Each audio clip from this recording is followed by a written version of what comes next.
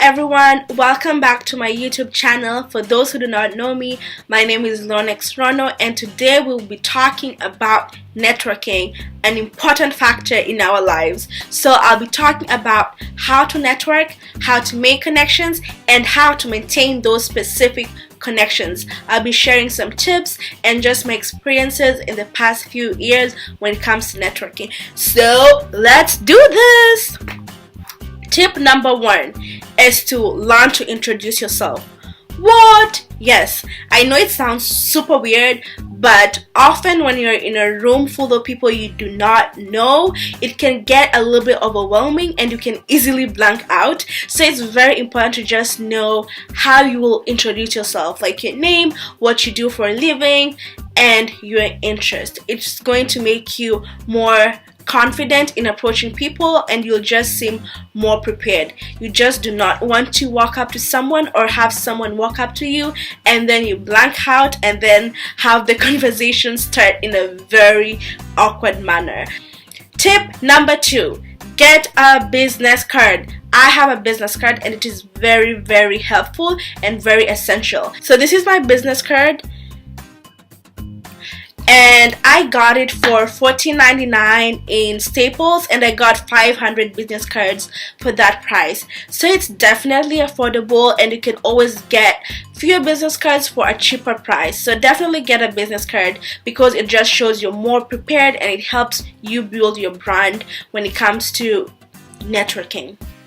Tip number 3 is to attend events and conferences. I personally think that most of the connections that I have made is through attending events and conferences. So I try to attend a few big conferences in 1 year, as well as attend a few smaller discussions and a few smaller events or conferences around my area. So that's very essential. Just find events and conferences that align with your interests, your passion, and your career path. And some of the tips that I can give you when it comes to attending events is, number 1 is to do your research. So definitely take some time to look at who will be speaking at these events, what their interests are, what they're doing, and how that aligns with who you are and what your interests are as well. And when it comes to big conferences, you'll realize that there's so many speakers, so many panelists, so many people to connect with, and it gets so overwhelming. So it's so important that you do your research because it kind of narrows down the pool of people that you're going to connect with. Another tip that I would give you when it comes to networking at events is that you have to keep in mind that you are building your own network. So do not only connect with the speakers or the panelists. It's so important to connect with people who are in attendance to that specific event, because most of these people, if they're in that conference, there's a very big chance that they have the same interest as you. So it's very important to just connect with other attendees because you're building your own network of friends, of future colleagues, and of like-minded people. So definitely connect to as many people who are in attendance as possible, because you never know how you can serve as a resource to them or how they can serve as a resource to you. Tip number 4 is to send follow-up emails. I remember one day I went to this conference and I spoke to this business guy who was the keynote speaker of the conference, and after we had a great conversation for like a minute or two because everyone was trying to talk to him, I asked him for his business card and he told me, "Oh, I really hope that you use this," and I just had a weird look on my face. I did not know what he meant, and he just told me, he's like, "Sometimes I attend conferences and I give my business card to 30 people or more and receive one or no email." It's definitely important to send follow-up emails, especially to people who you are trying to connect with. One tip when it comes to sending out follow-up emails, I would definitely say try to stand out in your emailing and try to stand out in those specific emails, because if this is someone who spoke at an event, he probably is going to receive a lot of emails after the event maybe, and he will not know who you are. So a good way that I a trick that I personally use when it comes to standing out in an email, I try and have good conversations with those people, and very specific conversation to what they're doing that they might not have with other people at the conference. And I would just write that down on their business card. So when I'm connecting with them or I'm sending a follow-up email, I remember the conversation we had, and I remind them, I'm like, oh, I really enjoyed when you talked about this, and this, and when you say this, that's very relatable to me. So things like that, things that would make them remember you and just make you stand out from the other hundreds of emails that they might be receiving. Tip number 5 is to make connections within your work area, within your school area, and to make an impression once you leave.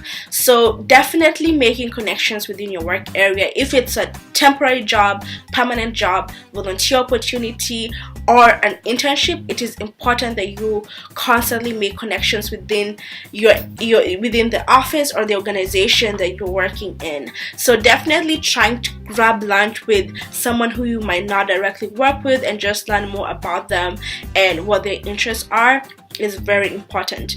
Also, once you leave the office or once you leave whatever job or internship you're doing, it's very important to always just show appreciation. Personally, I just always get a gift for my boss or my supervisor or some colleagues that I fostered a very strong relationship during my time there. So I would definitely suggest just showing appreciation for them taking the time to mentor you and to be there for you and to help you grow professionally, as well as just thanking them for giving you the opportunity to even be there.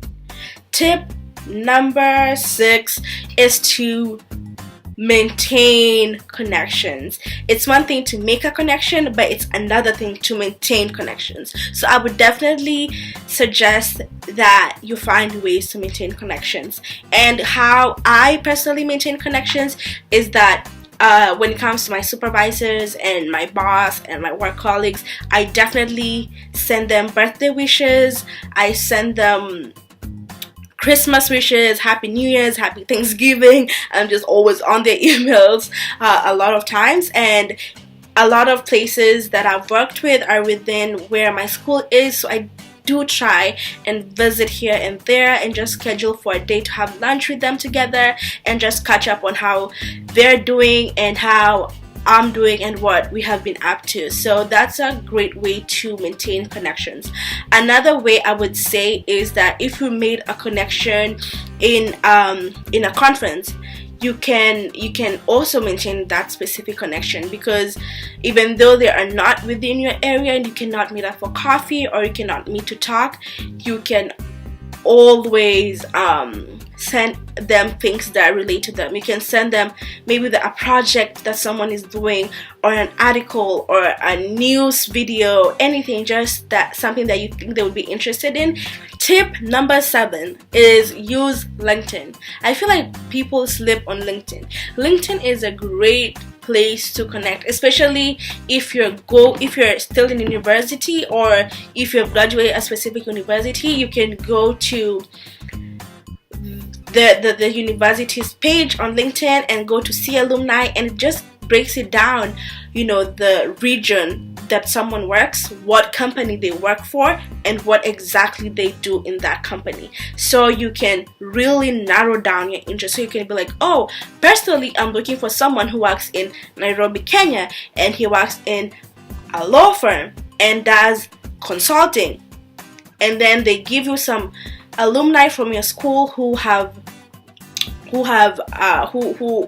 are within those specific interests that you're looking for, and you can always email them as well. And if they're within your town, just ask them for a cup of coffee or to meet for lunch, and that's a great way to connect. And if they're far from you, you can still connect with them. You can always schedule a phone call, schedule a Skype meeting, or just like email back and forth. So definitely connect through LinkedIn. And tip number 8 is to smile. Yes, smile, smile, smile, smile, smile. You know, smiling is so important because it just shows that you're very approachable and you're very warm, and people are more willing to approach you at events to connect with you when you smile and when you just seem super friendly and welcoming. So definitely smile. Outside of networking, just like always smile. It doesn't cost anything to smile. So yeah guys, that's all for today. Thank you so much for watching my video about networking. I hope you guys enjoyed this video. If you have any suggestions, feedback, questions, please feel free to comment down below or feel free to contact me personally. My information is in the description below. Thanks again for watching and see you guys next time. Bye, and don't forget to subscribe.